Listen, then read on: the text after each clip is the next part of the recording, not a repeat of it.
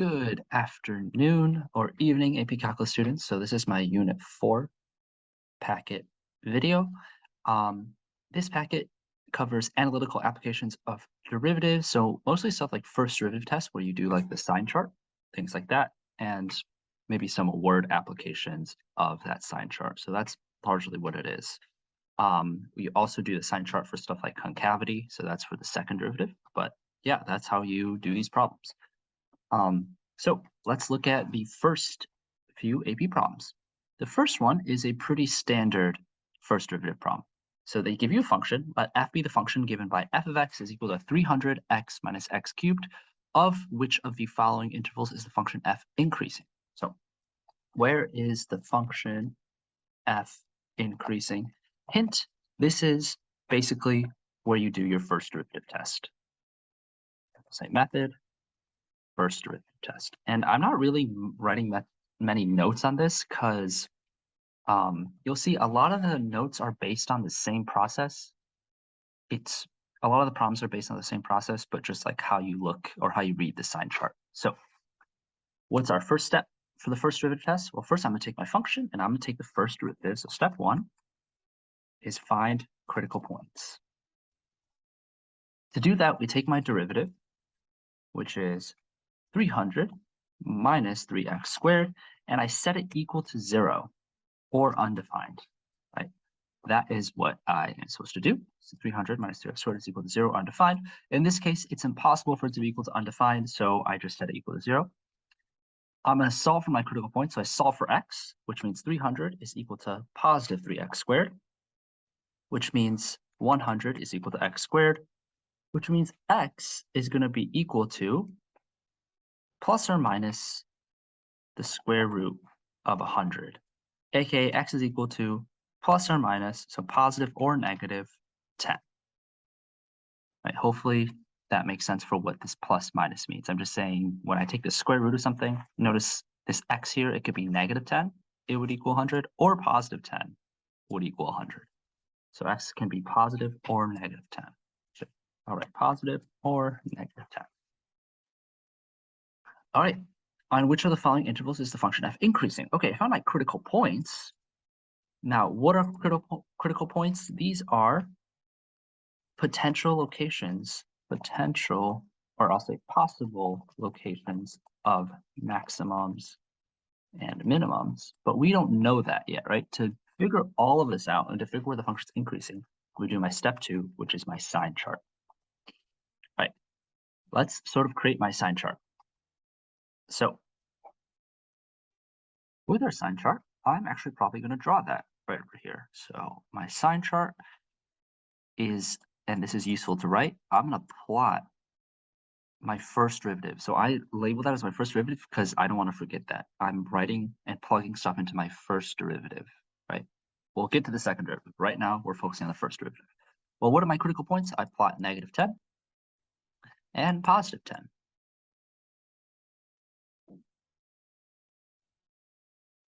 Okay, what am I supposed to do in my sign chart? Well, I'm going to label my intervals as positive or negative. Let's do that. So remember, I plug it into my first derivative. So my first interval is to the left of negative 10, so I'll plug in negative 11. Second interval is between negative 10, and negative 10 and positive 10, so I'll plug in 0. And again, I'm plugging it into my first derivative. And final interval is to the right of 10, so I'm going to plug in positive 11.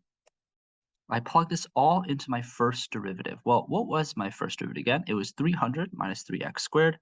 If you remember, I think I can factor this, right? Well, yeah, it factors to 3x plus 10, x minus 10. Either way, here, I'll just plug it into my unfactored version just because that's what we did. So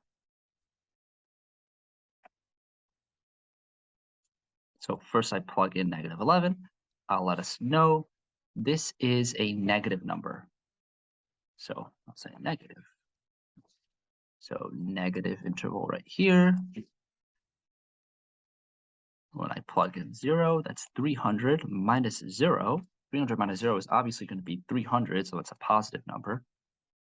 So this middle interval is positive.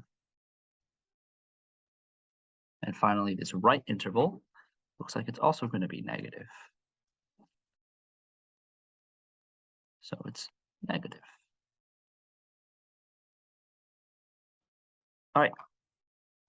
So negative infinity to negative 10 and 10 to infinity, that's where it's decreasing. Right. Okay. So actually, I should go over that. My first derivative is negative, so that means it's decreasing. This right interval, first derivative is negative, so it's decreasing. This middle interval, it's increasing because my first derivative is positive, which means it has positive slopes. Right. So where is it increasing? The answer choice is going to be B. Right. Hopefully that is a decent refresher on how to do the first derivative test. And a lot of today's problems are simply repetitions of this, knowing how to do your sign chart and how to apply them to like harder problems, essentially. So let's look at the next question then. All right, so in order to solve the second problem, we are also going to apply the first derivative test, right? First derivative test. However, you'll notice this is clearly just looking at this problem with all these decimals as my answer. We're never going to be able to solve that by hand. So this is clearly a calculator problem. Right, so let's solve this as if it's a calculator problem. Step one is find my critical points. Right, to do that, we are going to take the first derivative and set it equal to 0. So my first derivative right here is equal to e to the sine of x minus cosine of x minus 1. All right, and I set it equal to 0. All right, and you'll see my first derivative, they actually gave me the first derivative, which is great. So unlike this problem where I had to solve the first derivative, they gave it to me. So I don't have to do any calculating. I could just put it into my calculator. All right, so when does it equal 0? Well, here's where we use our graphing calculator like I stated. So I'm going to boot up my graphing calculator. I'm going to go to my graph, and I'm just going to plot this.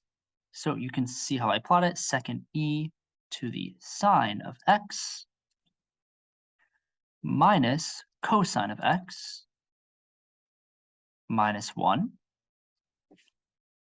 right? And I'm going to graph that.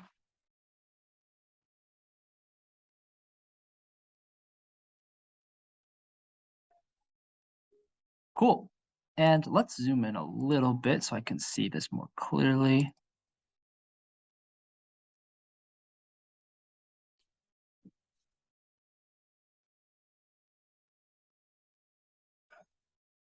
Okay, so I can find my critical points, and that is going to be where my function equals 0, right? So it's going to be around right here. These are my critical points. But if I want to be more specific, I'm going to think step 2, which is basically my sign chart. Sign chart, I want to find where my function, which interval is f prime of x negative, right? Because I'm trying to find where f is decreasing. So where's my function negative, right? Well, let's think about that. How can I look at that and find when it's negative? Well, you can sort of see when it's negative. It's negative from here to here. You can see my derivative function is negative. So how do I find where that goes to? Well, we have a few options. I just want to find when it's like when it hits the x-axis. So right here, it stops being negative. So to do that, I'm going to click second, then trace, and I'm going to go to the 0, because I can focus on this 0 right here. I can focus on that interval when it's negative. So I press the left bound. So I go to the left of the 0. 0 is like right here. So I go to the left of the 0. I go to the right of the 0.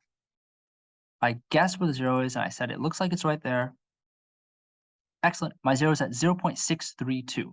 So my answer, or the first part of my answer, is from 0 to 0.633. From 0 to 0.633, my f prime of x is negative. Cool. And you will see I could calculate for this other interval, but there's only one answer choice with that in the first place, from 0 to 0.633. So my answer choice is going to be A. All right. Hopefully that makes sense. All right. Second question. What are all the values of x for which the function f defined by f of x is equal to x cubed plus 3x squared minus 9x plus 7 is increasing? So where's it increasing? Okay, same sort of question. So first derivative test, this one does not look like a calculator problem. So step one, I find my critical points by taking the derivative. The derivative that is 3x squared plus 6x minus 9 is equal to 0. So it's 3 times x squared plus 2x minus 3 is equal to 0. So it's 3 times x plus 3 times x minus 1 is equal to 0. I just factored it. And that means my critical points are x equals -3 and 1. Cool. So then I just create my sign chart. This is very similar to the first problem we did. So -3 and 1, -3 and 1. And when is it increasing? Well, to do that, I'm going to plug values in my interval into my first derivative, right? So f prime, let's plug in, I have 3 intervals, so I'm going to do this 3 times. So first interval's from -infinity to -3, so I'll just plug in -4. And that's going to give me, well, when I plug it into my first derivative, I'll copy my first derivative here. I plug in -4 for x, -4 for x there, and I'll tell you, this results in a positive number. All right, between -3 and 1, let's plug in f prime of 0. So I plug in 0, so 3 times 0 plus 3 times 0 minus 1, that is equal to a negative number. Right, okay? So actually I'll label this right here. So positive, negative. Final interval, I'm going to plug in 2. That's equal to 3 times 2 plus 3 times 2 minus 1. That is a positive number. So my interval is positive. Question is, when is it increasing? Well, it's increasing when x is less than -3 or x is greater than 1. So both of those intervals, it is increasing. So my answer is going to be C. All right, next question. If g is a differentiable function such that g of x is less than 0 for all real numbers x, and if f prime of x is equal to x squared minus 4 times g of x, which of the following is true? Okay, well, they gave us my derivative, right? So step 1, find critical points. Well, I can take my derivative, which they already give me. So x squared minus 4 times g of x. They already gave my derivative. I set it equal to 0, right? Okay, let's factor out my derivative a little bit so I can simplify this. So x squared minus 4 factors into x plus 2, x minus 2, and g of x is equal to 0. That means my critical points are x equals 2, or actually x equals -2 for this one, x equals 2 for the second function, and g of x, well, g of x can be equal to 0 too, right? So it's, what would x be to make g of x 0? Well, actually, what do they say here? They say g of x is less than 0. So g of x is always negative. I'm going to put a negative sign there just to remind me. G of x is always negative. So these are my only critical points. Let's do my sign chart then. Step 2, sign chart. All right, when I do my sign chart, it is from -2 to 2. Right. Well, let's plug in some values. So f prime of -3. I'm going to also use f prime of 0 and f prime of 3. That would correspond to my 3 intervals, right, for f prime. Okay. So when I plug in -3 for x, so -3, -3, and g of x, g of -3. All right.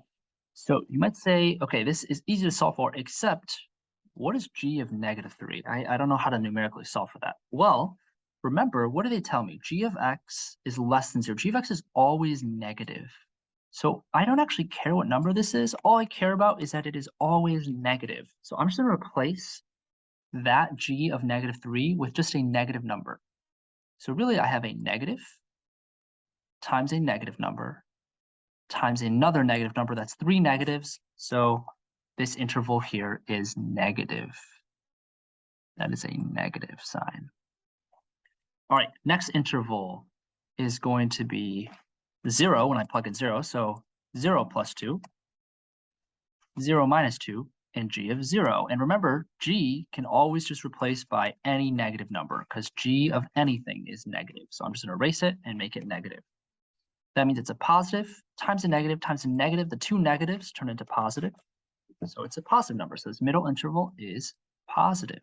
That is a plus sign. All right, final interval f prime of 3. So I take my function. Remember, this g of x is always going to be negative. So I can just replace it right now. I'll make it negative. Then I plug in 3 plus 2, 3 minus 2. This creates another positive interval. So it's positive. All right, excellent.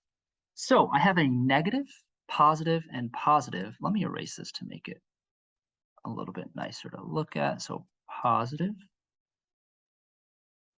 and another positive. Okay, which of the following is true? F has a relative maximum at x equals negative 2 and a relative minimum at x equals 2. All right, well, at x equals negative 2, I go from negative to positive, so that is not a maximum. That is going to be a minimum. So I'm looking for a minimum at negative 2. So B is okay, C is okay, D is not okay, and E is not okay because it can't be determined. All right, so I'm between B and C. All right, at 2, though, I go from positive to positive. So this one is a minimum, but at 2, it's actually going to be neither.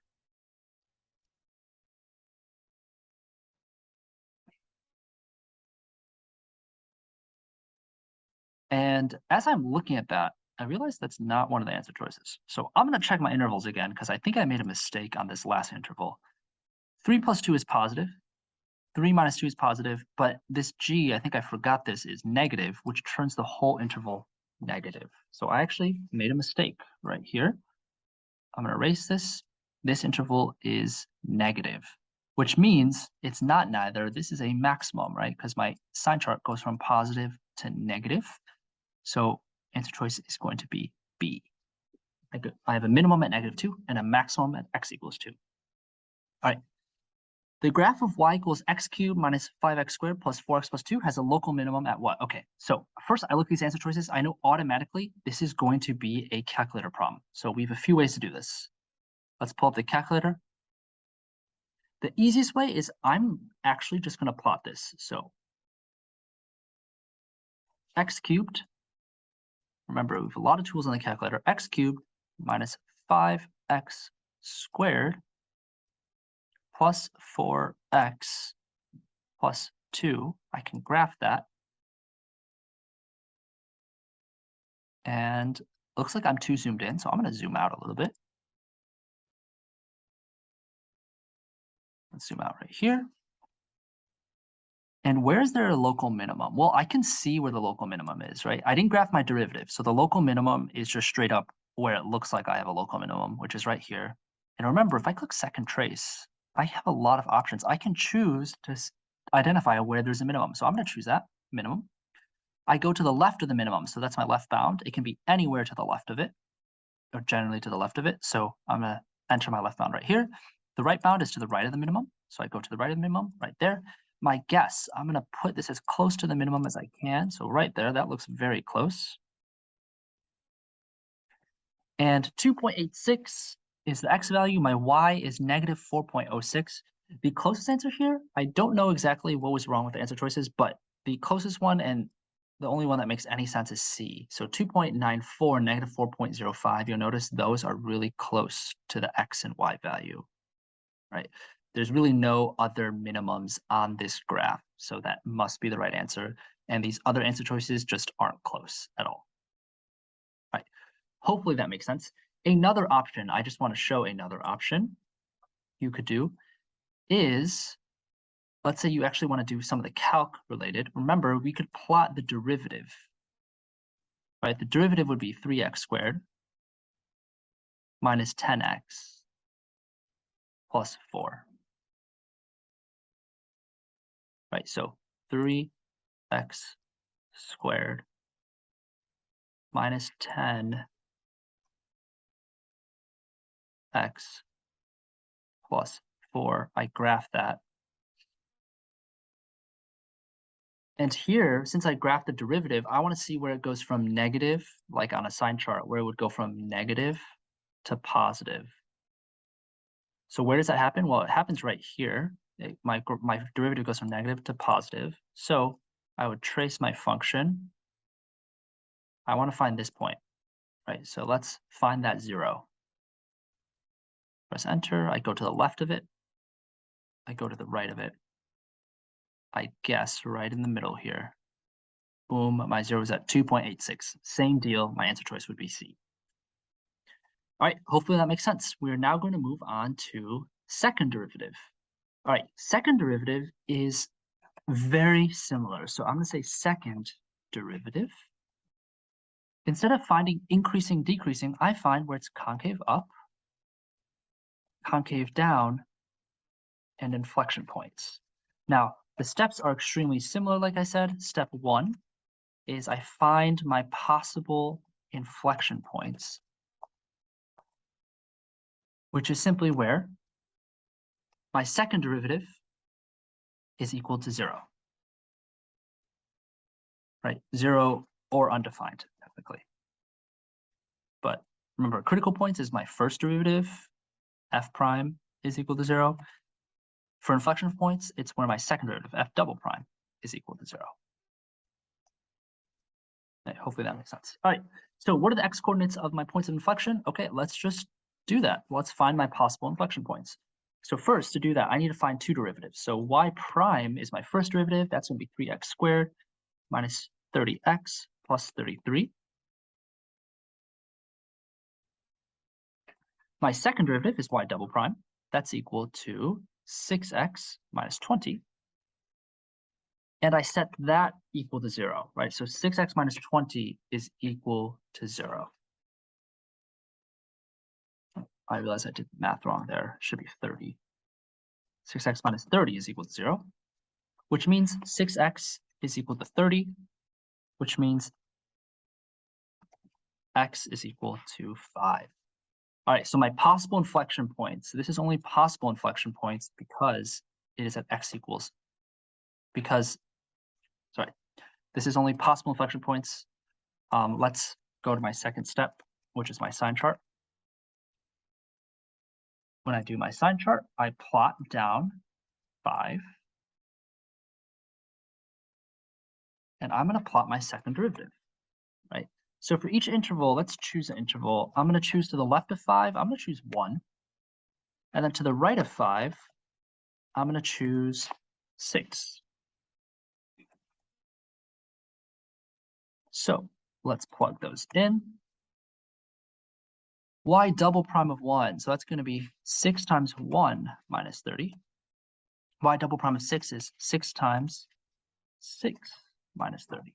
All right, so when I plug in 1, I get a negative answer. When I plug in 6, I get a positive answer. So it's negative to positive. And what I mean by 5 is a possible inflection point is because, so this is sort of important for notes, inflection points defined as when concavity changes signs. So here we're concave up, concave down. Here we're concave up.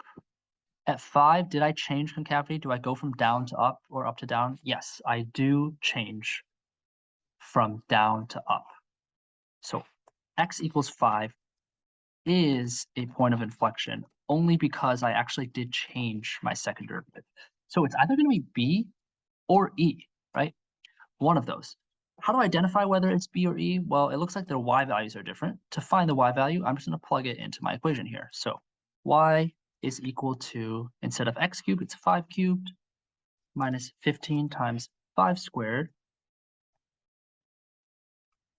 plus 33 times 5 plus 100.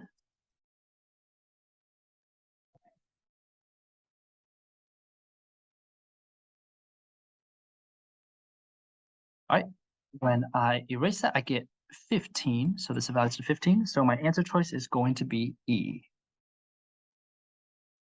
Right. My inflection point is when x is equal to 5, and that lands at y equals 15 on my graph. All right. Next question. At what values of x does the graph of y equals 3x to the 5th plus 10x to the 4th have a point of inflection?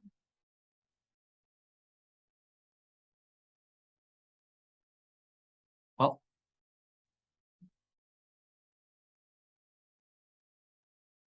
let's use my steps. So find possible inflection points. All right. All right, to find these points of inflection, first I find my second derivative, so y prime. That's first 15x to the 4th plus 40x cubed.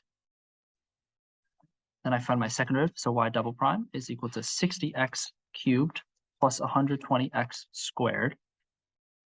Right, I set that equal to 0. Let's see what I can factor out now to find my possible inflection points. So x, I can take out a x squared. I can actually take out 60x squared. So that would be 60x squared. To get back to 60x cubed, I take out an x plus 2 is equal to 0, which means my possible inflection points are x equals -2 and x equals straight up 0. All right, now to create my sign chart, I go from -2 and 0 on my sign chart. I'm going to plot my second derivative. So let's plug in a few numbers in my interval. So y double prime of -3, y double prime of -1, y double prime of 1. All right, when I plug in -3 into my function,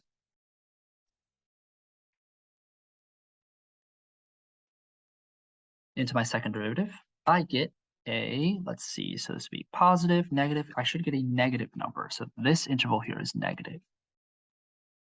When I plug in -1 into my interval, I get a positive number, positive.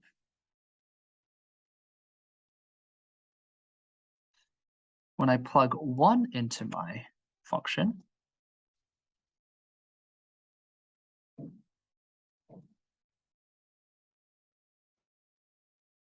I get a positive number.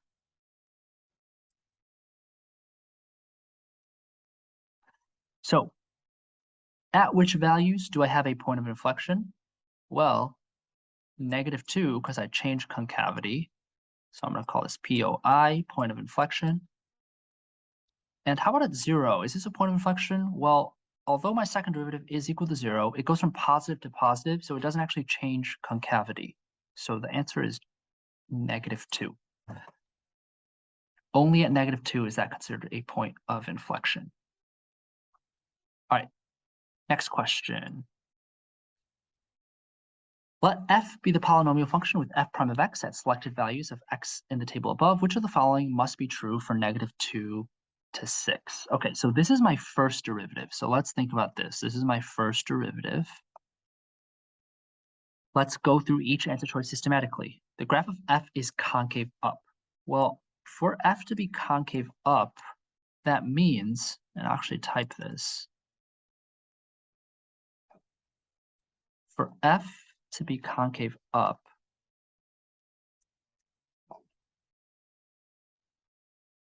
this means that f double prime is positive.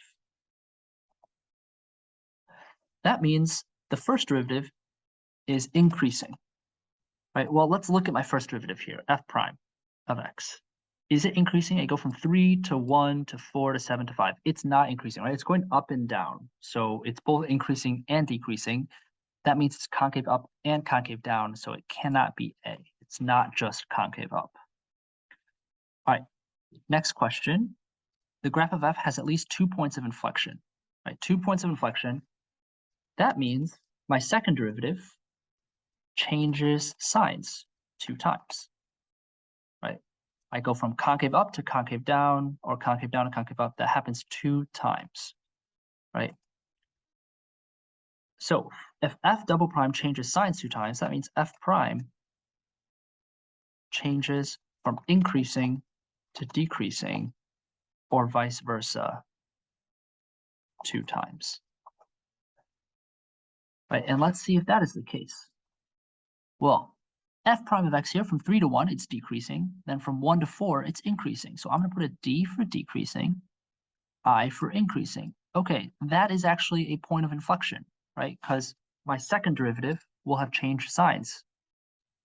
My second derivative will have changed, if I were to plot my second derivative, it will have changed from negative to positive, which creates a point of inflection right here, right? Let's keep going. 4 to 7, my second derivative is positive because my first derivative is increasing. Then 7 to 5, my second derivative is now negative because f prime of x is decreasing, which creates another point of inflection. So do I have at least 2 inflection points? Yes, I do. B. I do have at least 2 points of inflection. All right, f is not increasing because we have no information on that. F has no critical points. We also have no information on that, although it's very possible f prime of x could be 0 at some point, right? So it's not D or C. All right, we're going to move on to the last few questions. All right, let g be a function with the first derivative given by g prime of x is equal to the integral from 0 to x of e to the negative t squared. Which of the following must be true on the interval from 0 to 2? All right, well, let's think about this. So this is g prime of x. All right.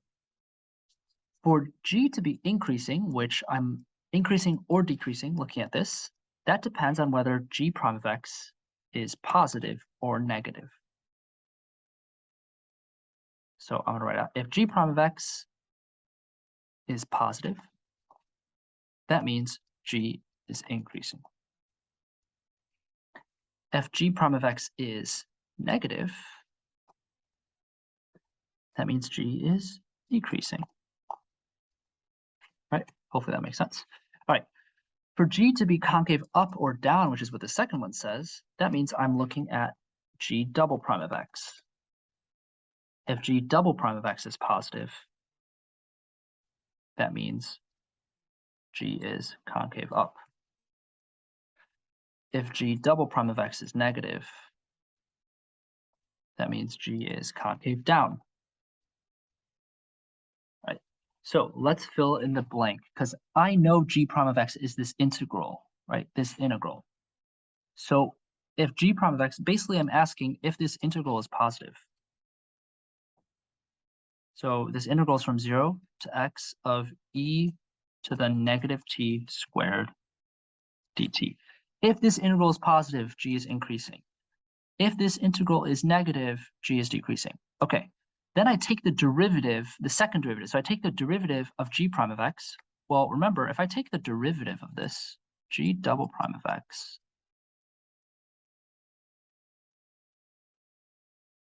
the second derivative, I'm taking the derivative of this, that means I literally just cancel out the integral, right? So my second derivative is really e to the negative x squared.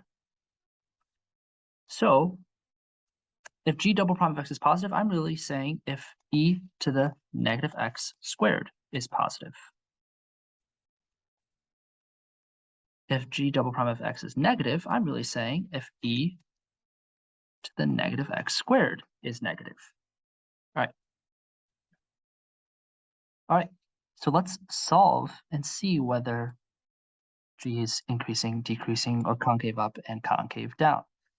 Well, first, to figure out whether this integral is positive, I need to be able to solve this integral. Well, this integral is from 0 to a given x value, and which of the following must be true on the interval where x is between 0 and 2? So I guess for any of these x values between 0 and 2, something must be true. So I'm going to choose x equals 1 and x equals 1. Okay, there's a few ways you can do this. We can solve this integral by hand, which you can, but in this case, I'm just going to plot it so we can see what this function would look like. So I go to my plot, and I'm going to plot e to the negative x squared. I plot this and I graph it. Let's zoom in a little bit.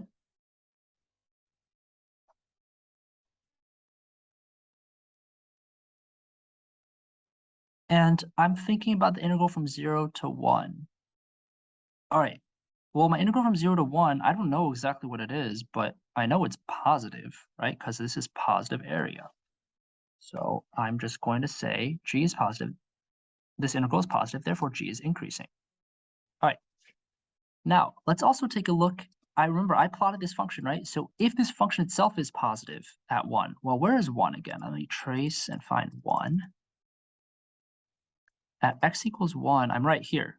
Okay, is this function positive at 1? Just the straight up y value of the function. Yes, my y value of the function is 0.36. So it's also positive. Therefore, it's concave up. So I know the integral is positive, therefore g is increasing. The function itself is positive, or the second derivative, so g is concave up. So I'm looking for increasing and concave up. That means my answer choice is going to be A. All right, hopefully that makes sense. All right, next question. The second derivative of a function is given by f double prime of x is equal to x sine of x minus 2. How many points of inflection does f have on the interval from -10 to 10? So I want to see how many times does f prime of x switch signs. It needs to go from positive to negative or negative to positive, because that means it would go from concave up to down or concave down to up. Well, let's just plot that.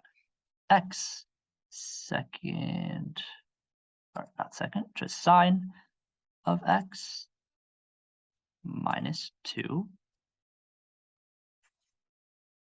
Okay, from -10 to 10. Yeah, I'm gonna actually make sure I plot this correctly. X times sine of x minus 2. There we go. All right, okay, that does look a little bit different. All right, so how many times does it switch signs? Well, it doesn't look like it switches signs anywhere, right? However, if we trace this, you'll see something I need to make sure is I'm looking at the interval from -10 to 10. So let's zoom out a little bit, because I'm only at x equals 1.4 right now. I'm going to zoom out.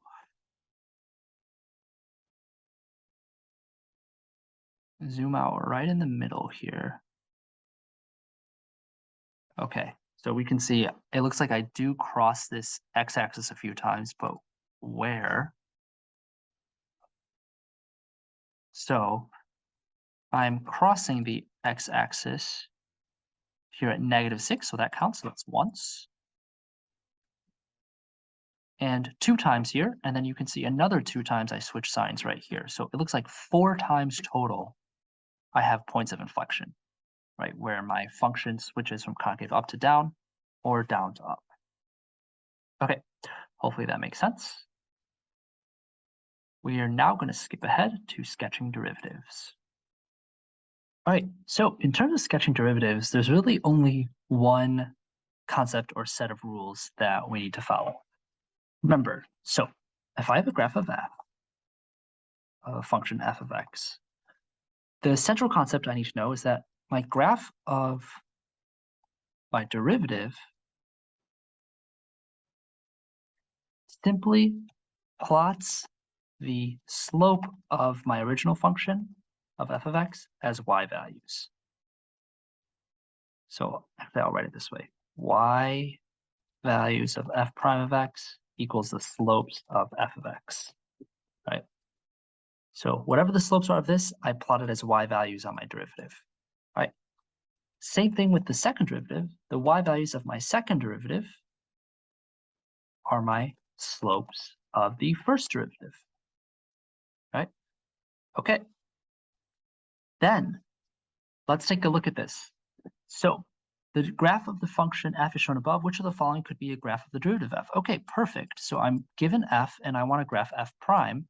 Well, remember, I'm simply going to take the slopes of f and plot it as y values. So the slopes of this, slopes of f, are going to be plotted as the y values of f prime of x.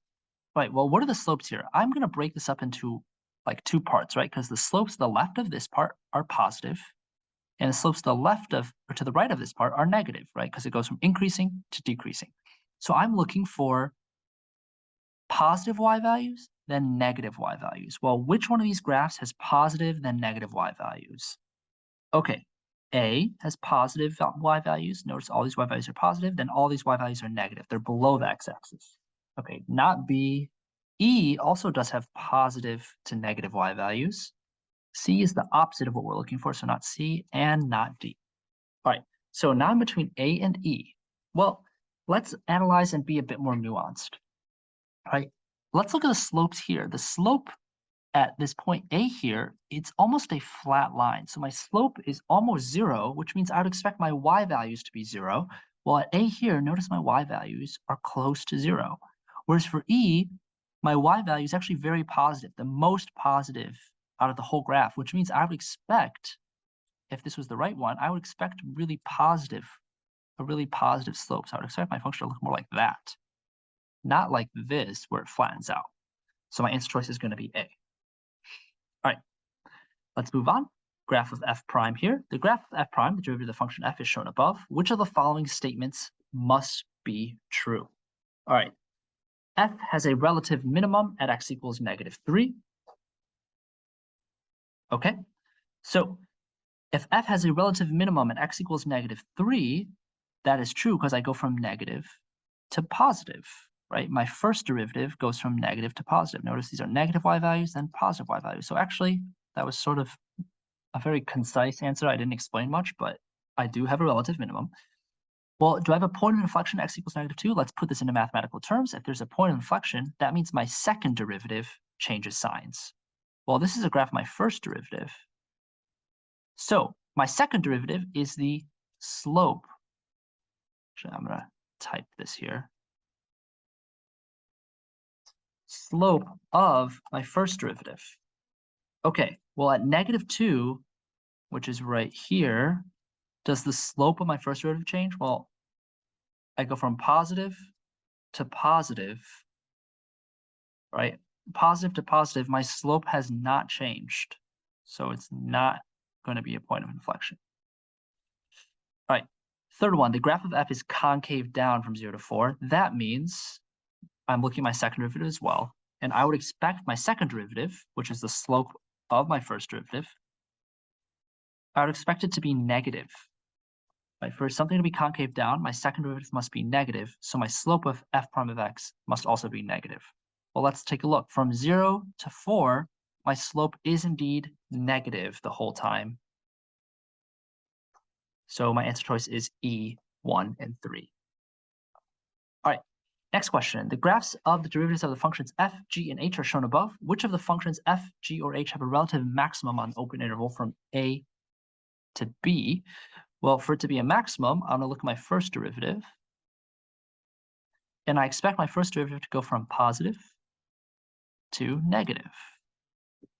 Well, if I'm going from positive to negative, these are all graphs of my first derivative. Let's see. Well, f prime of x, I clearly, at this point right here, I go from positive to negative. So I do have a maximum somewhere on f. So somewhere on f. For g prime of x, I go from negative to positive, so there'd be a minimum, but I don't see anywhere I go from positive to negative. Same with h prime of x. I don't even have any critical points, right? Because I never hit 0. I never cross this x-axis. So the only one which has a maximum is going to be f. All right, next question. The function f is differentiable and increasing for all real numbers of x, and the graph of f has exactly one point of inflection. Of the following, which could be the graph of f prime, the derivative of f? Okay, so these are the graphs of f prime. It tells me f is increasing. F is differentiable and increasing. Okay, so I know f is increasing, right? And f has exactly one point of inflection. So f prime changes signs. Actually, I'm going to write that out. So f is increasing And what else do I know? I know the second derivative, f prime of x, changes signs once. Changes signs once, which means the slope of f prime of x, the slope of the first derivative, which is the second derivative, changes signs once. Okay, so I'm looking for these two characteristics. F of x is increasing, which actually, let's translate that to what that means for my first derivative, right? Because these are all graphs of my first derivative. So if f of x is increasing, that means my first derivative is positive.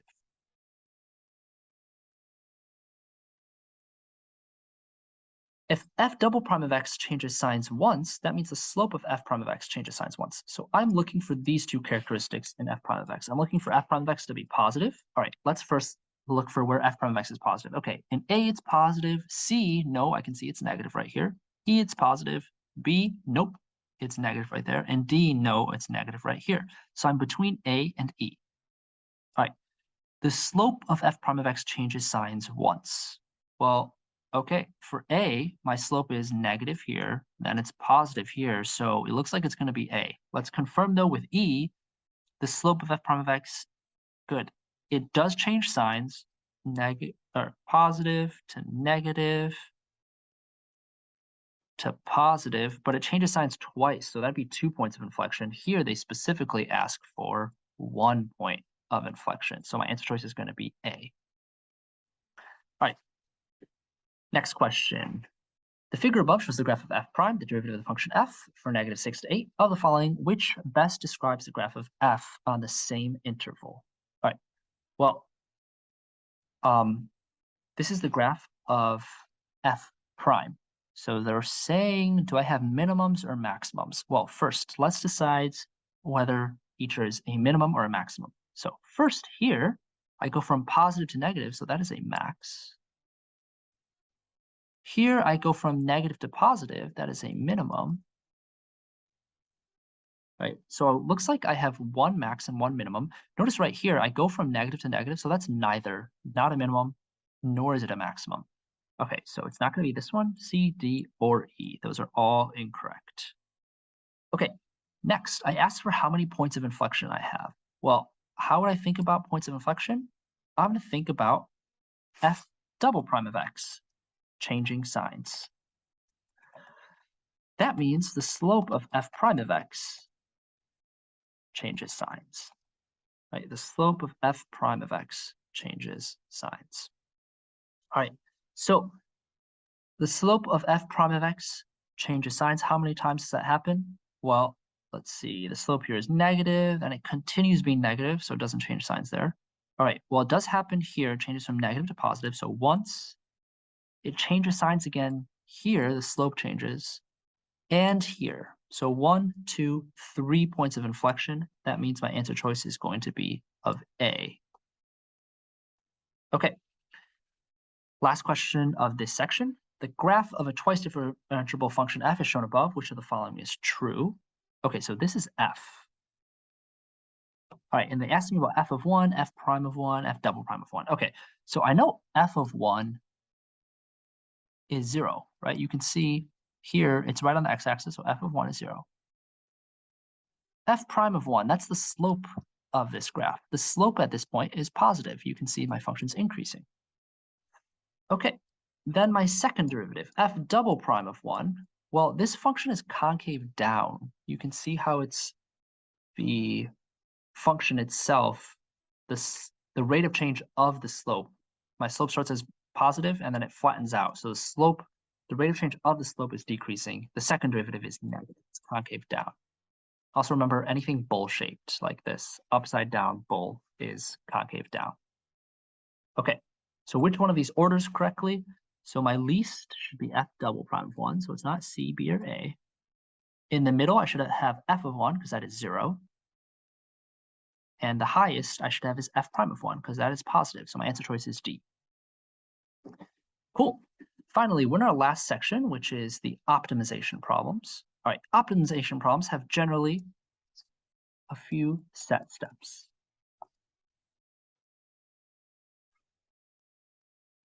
All right, so first, what are optimization problems? What are those? Well, optimization problems basically are minimum and maximum problems in word problem form. So minimums and maximums in word problem form. That's all they're asking. So when they ask for the largest possible rectangle, for example, here, they're just asking for the maximum, right? Here they ask, this one's more transparent. What's the maximum value of the product x times y? All right, so here's a few steps. So step one, I guess, would be draw a picture, right? A lot of times you don't really do that, but draw a picture. Step two, so for this problem, I'm going to skip the draw picture step because there's nothing really to draw. Step two is identify your two equations and identify the one equations and identify the one you want to maximize or minimize. Optimize. You're trying to optimize one of them, right? So what are my two equations here? Well, I have one equation. I'll just write that down. Y equals 1 over square root of x minus square root of x minus square root of x, right? And what's my other equation? My other equation looks like it's just xy, right? So I'm only given really two equations. So let's just use those two, xy. Okay, which one am I trying to optimize? Well, they say I'm trying to find the maximum value of xy. So I guess this is the one I'm trying to optimize. So I'm gonna put like, I guess I'll put parentheses around the one I'm trying to optimize, or brackets, to make it look more special. I'm trying to optimize this equation, right? Okay, so step three, what I should do is turn that equation into a single variable equation, because I want to find the maximum or minimum of xy.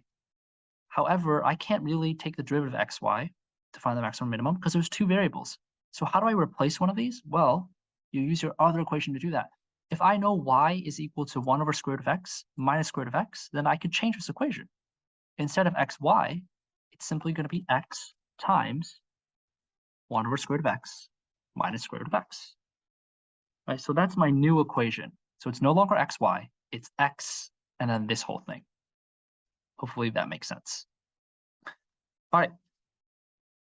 Step four is really just do the first derivative test. So I'm going to find my derivative of this.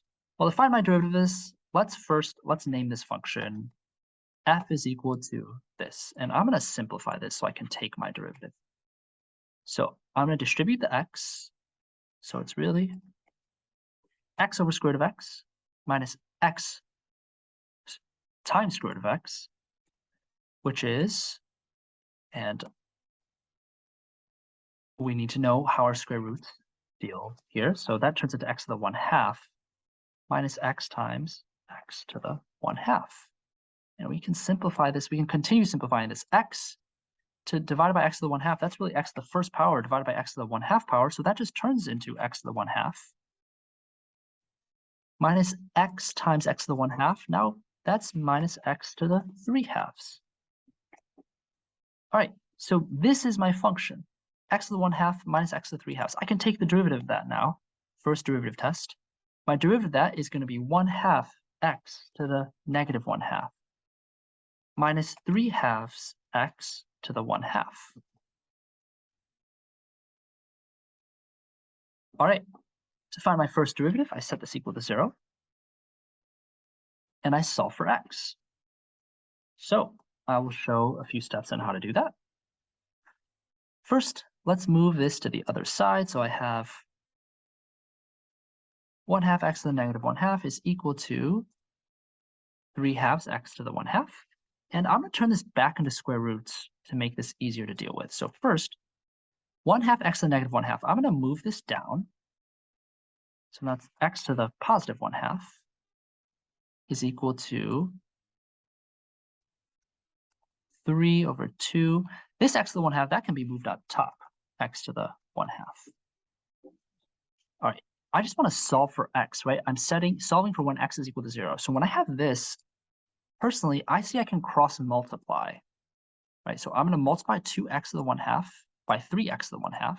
So that gives me 6x, right? The x to the 1/2, the 1/2s add together, so I just get one complete x. Then I get 1 times 2, so it's equal to 2. So from this, I do cross multiplication.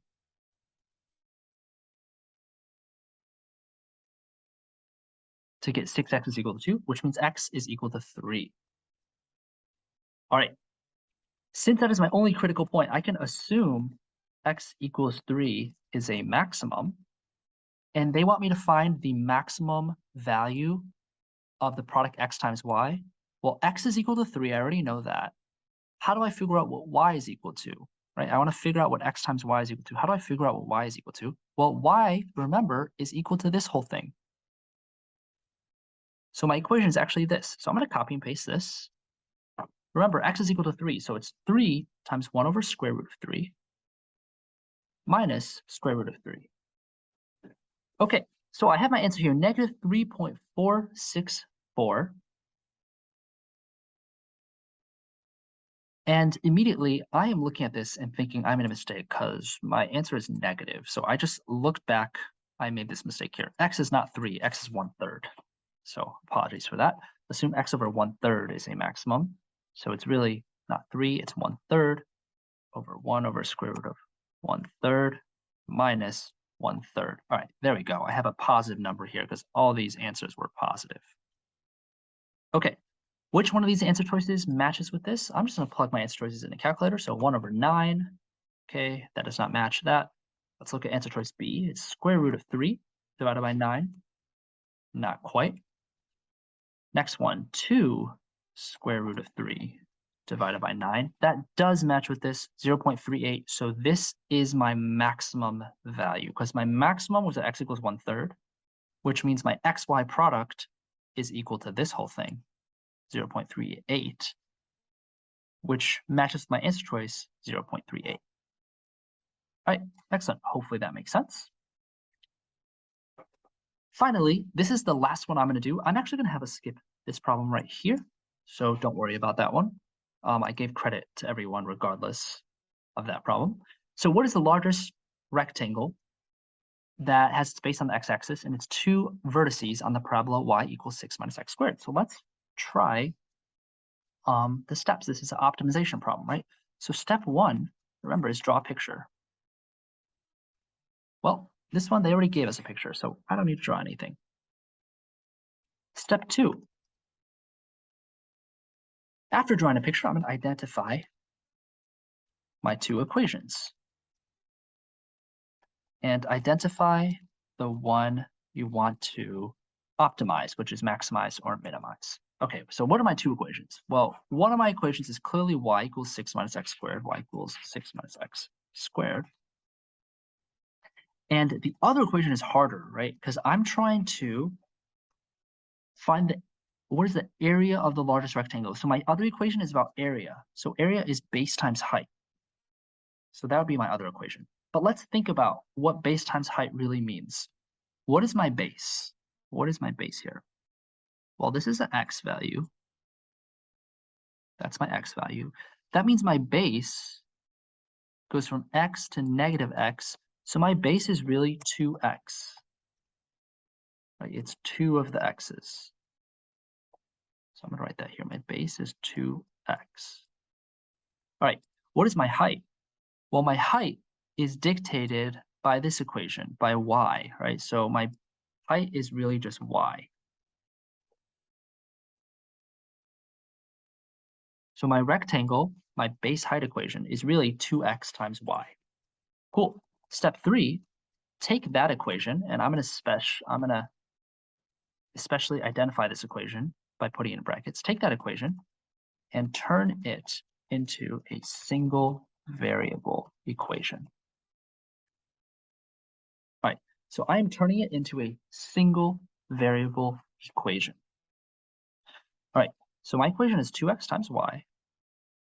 That's the equation for my area. That's the one I want to optimize. I want to make it the largest rectangle possible. So turn it into a single variable equation. Let's think about that. 2xy. How do I turn this into a single variable equation? Well, remember my y is 6 minus x squared, so I can actually turn this into 2x times 6 minus x squared. That is my area. That means my area is equal to 12x minus 2x cubed. All right, so that's my single variable equation. I'm going to try to maximize that. So step 4 is first derivative test. All right, so I take my equation, 12x minus 2x cubed,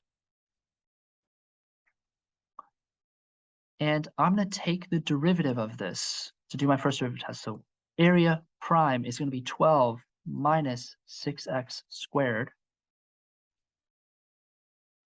I set this equal to 0, which means 12 is equal to 6x squared,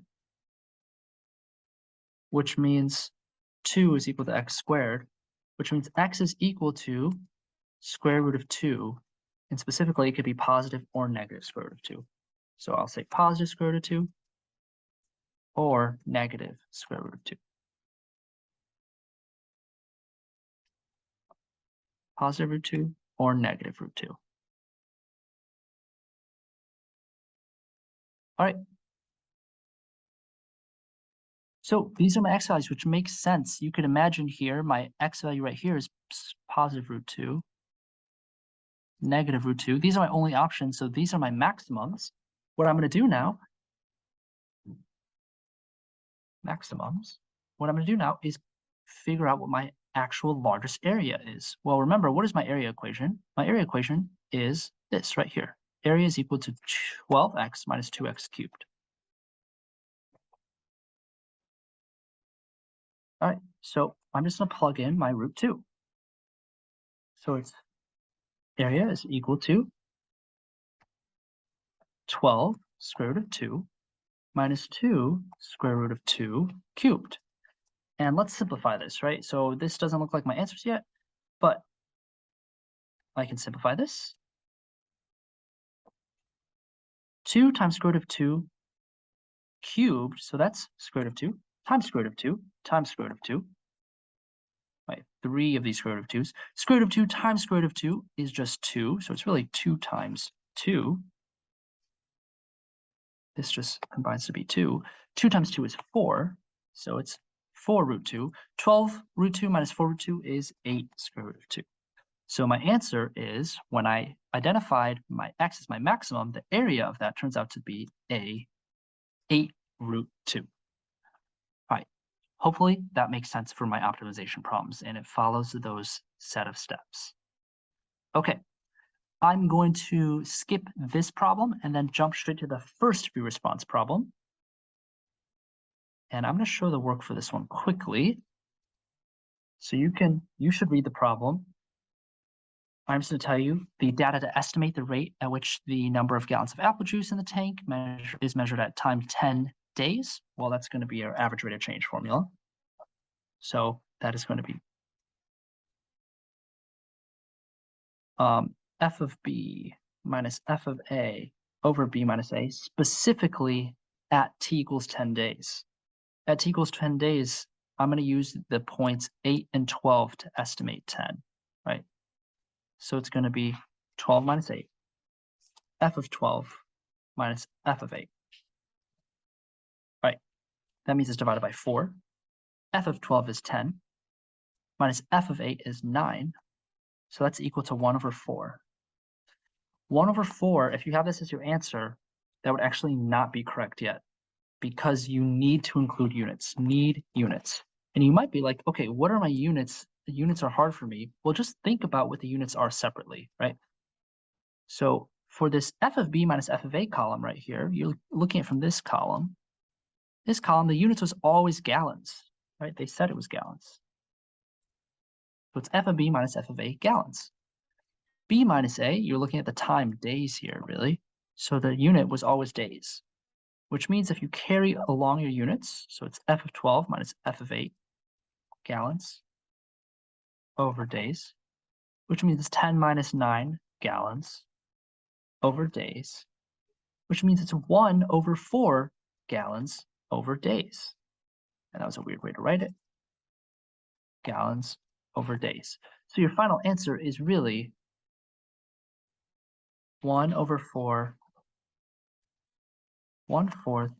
gallons per day. Right?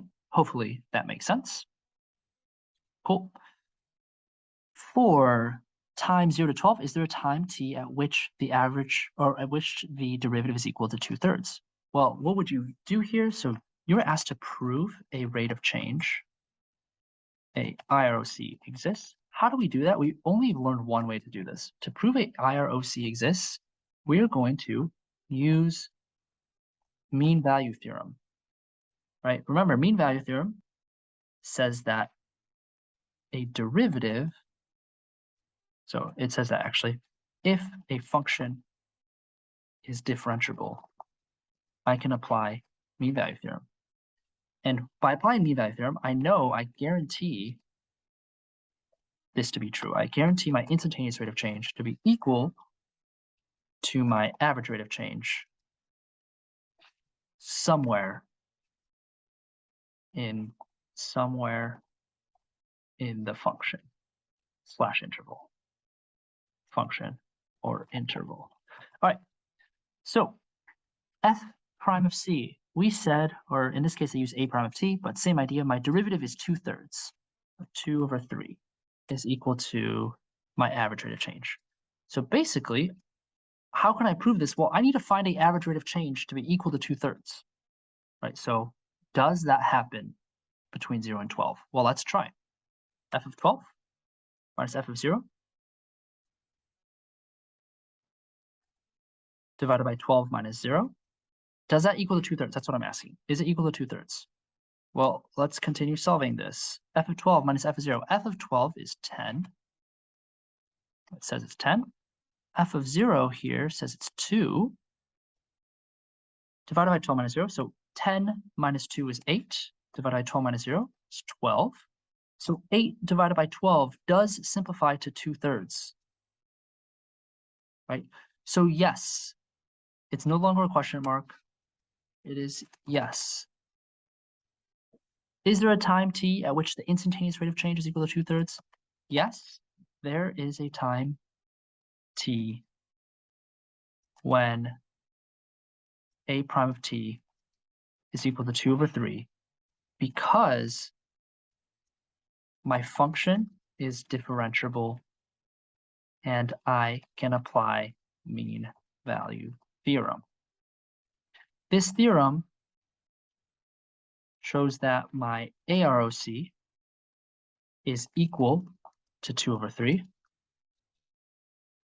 which means my IROC or my derivative must also equal 2/3 at some point. Hopefully that makes sense. Okay. Finally, the number of gallons of apple juice in the tank at time t is also modeled by the function b, defined by b of t is equal to 3t minus 1/2 times t plus 4, 3.5 plus 6, when t is measured in days. Based on the model, at what time t is the number of gallons of apple juice in the tank an absolute maximum? So an absolute maximum. All right, so there's a few ways. So absolute maximums. To find my absolute maximum, actually, I'm going to test this in a slightly different way than we have for the first derivative test. So you are going to kind of do your first derivative test.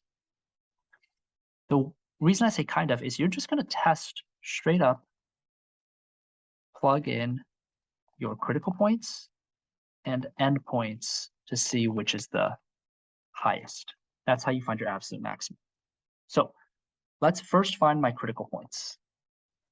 My critical points is found by setting b prime of t, which is equal to, let's see, 3 minus, I'm sort of doing this mental math-wise, 3/4 t plus 4 to the 1/2.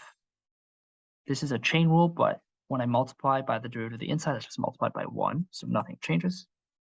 All right, so that's my critical points. I set my derivative, I set it equal to 0. My endpoints are t is equal to 0 and t is equal to 20. All right, so let's just solve for my critical points now. So 3 minus 3/4 t plus 4 to the 1/2. Let me just verify to make sure I didn't make any mistakes. I don't believe I did. So let's continue calculating this.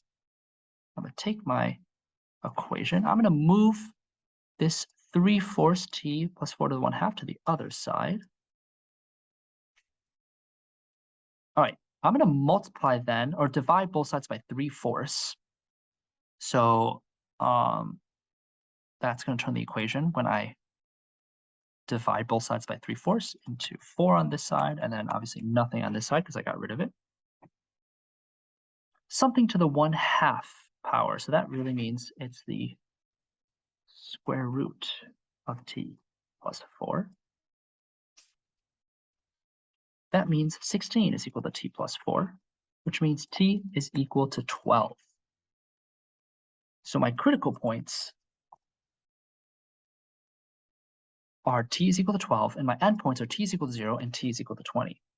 Okay, I'm going to take these points now and just plug it into my function and see which one's the absolute maximum. So let's see, b of 0, b of 12, and b of 20. Okay, b of 0, that is, I'm going to use a calculator for this, so 3 times 0 minus 1/2, 0 plus 4 to the 3/2 plus 6. I'm going to do that for these. Instead of 0, I plug in 12 this time, so 12. This one I plug in 20 and 20. So I'm pretty sure this is going to, let's see, b of 0 is equal to 2. All right, b of 12 is equal to 10, and b of 20 is equal to 7.2. So the absolute maximum happens at t is equal to 12 seconds. That is when the absolute maximum happens. T is equal to 12. All right, hopefully this helps. The other few response questions will be coming up here.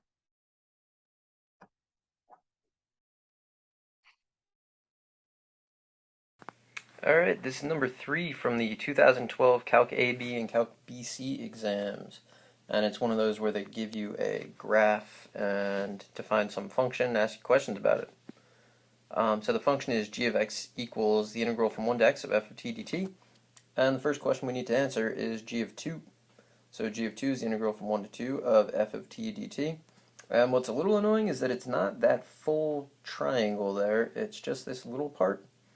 But that's a triangle that has a base of 1 and a height of 1/2. And you can tell it's 1/2 because you go over 2 and down 1. So if you go over 1, you go down 1/2. And that's how you just use slope to figure it out. Which usually, and then it's going to be negative 1/4 because we're below the x-axis. I usually use the kind of counting method to find slope on these AP questions more than like the algebra 1 method. Alright, now we need g of negative 2, which is the integral from 1 to negative 2 of f of t dt. I'm going to change the sign and change the bounds. So the lower bound is a lesser number. And now I'm just going to geometrically find this. So it's first that triangle there, which has area 1/2 3 times 1. And then this half circle here, circle of radius 1, so it has an area of pi, but we only get half of it, pi over 2. And so it's negative, and then 3/2, and then minus pi over 2. The minus because we're below the x-axis. And then, I don't know, just going to fix that up. And there we go. That is the first part. Alright, the next part. We are asked about a derivative and a second derivative. So this is a second fundamental theorem question. So g prime is f evaluated at the upper bound times the derivative of the upper bound, which is just f of x. So g prime of negative 3 is just going to be f of negative 3. If we look at the graph, we can read off that f of negative 3 is just equal to 2. And again, just reading off the slope, you go over 2, up 2, so if you only go over 1, you're going to go up 1. Alright, and then g double prime of x should be f prime of x. And if I want g double prime of negative 3, that's going to be the slope of f at negative 3. Well, luckily that's just a line segment, so I can find the slope of it. And the slope is 1. You can see that again. Up 2 over 2. So that would just give you 1. All right, that's part B. Part C is we're looking for relative maximums, minimums, blah, blah, blah. No, actually, we're just looking for horizontal tangent lines, and then we're going to classify them as maximums and minimums. All right, so g prime of x equals 0 would mean that x is -1 or x is 1. So g prime of x, remember, is f of x, so we're just looking at the zeros of that graph. You can see your -1 and 1. All right, at x equals -1, you're going to get a relative maximum, and that should be -1. -1, get in there. -1. You get a relative maximum, and that's because you go from positive to negative. So f is changing from positive to negative, which means that g prime changes from positive to negative. Changes from positive to negative. There. All right. And then at x equals 1, we have to figure out what's going on. Well, if you look at it, nothing changes. So there's no sign change, which means that you don't actually get a max or a min. What's really happening there is you get a point of inflection, but it's not part of the question. So if you look at it, it's negative, and it's still negative. So there's no sign change. No sign change means no max or min.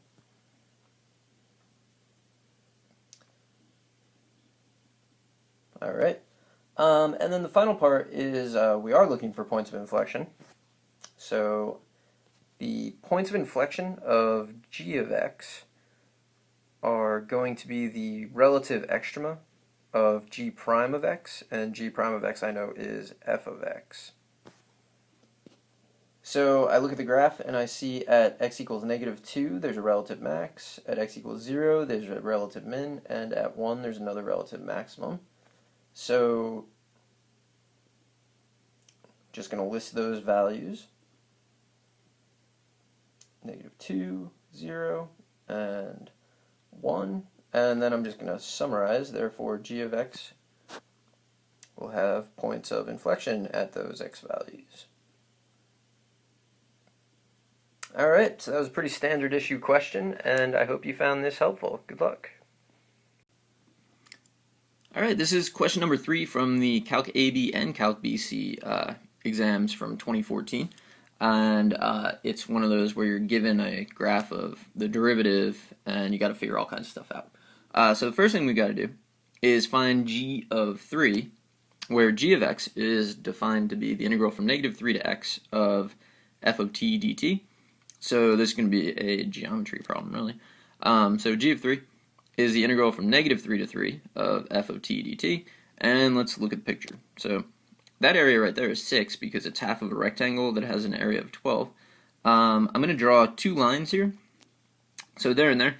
You can actually kind of see that those areas are symmetric, but they have opposite signs, so they're just going to cancel out. This remaining region here is 2 plus 1, so that's going to be 3. Or you could do the area of a trapezoid if you want. I think it's easier to do a rectangle and then a triangle. And then, as I mentioned, these 2 areas are just going to cancel out. So overall, I get 6 plus 3, or 9. And that's actually part A, so let's move on to part B. So in part B, I need to find the intervals where the graph of g is increasing and concave down. So let's see, g prime of x is just going to be f of x by the second fundamental theorem of calculus. And if g of x is increasing, that means that g prime, which is f of x, must be positive. So what I'll do is on the graph I'm going to highlight all the places that it's positive. So there, there, and there. And then if g of x is concave down, then g prime of x, which again is f of x, must be decreasing. So I'm going to highlight those regions. So there and there. That was from -5 to 3, and then from 0 to 2. I don't know if you can. -5 to -3, and then 0 to 2. Not sure you can actually see that.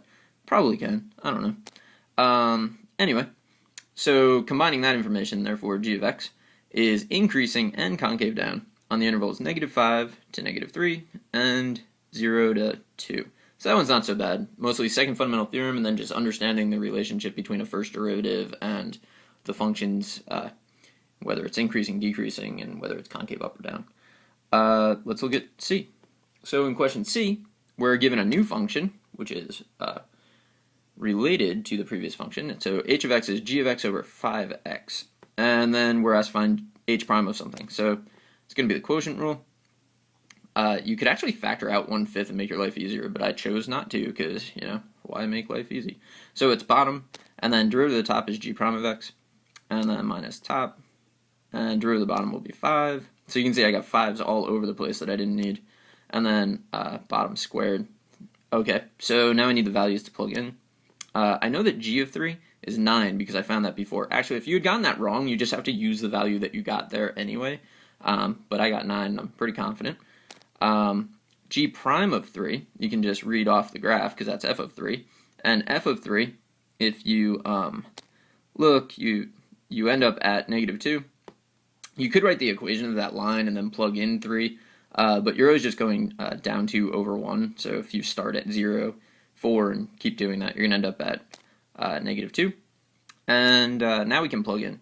So h prime of 3 is 5 times 3 times -2 minus 9 times 5, and then all over 5 times 3 squared. You could actually stop there, which is probably a good idea because you might make a mistake with what I'm about to do.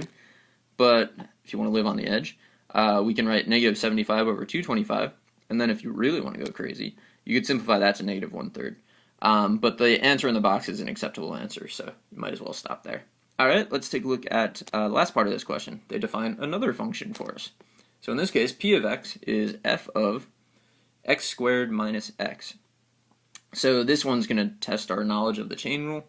We need to find the slope of the line tangent to p at x equals -1. So I need p prime, which will be f prime of x squared minus x times the derivative of that, so 2x minus 1.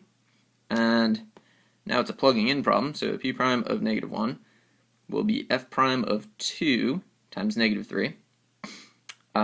I need f prime of 2, but if you look at the graph of f, it's linear between 0 and 4, and it has a slope of -2. So p prime of -1 is -2 times -3, which is 6, and that's the entire question, and I hope you found this helpful. Good luck.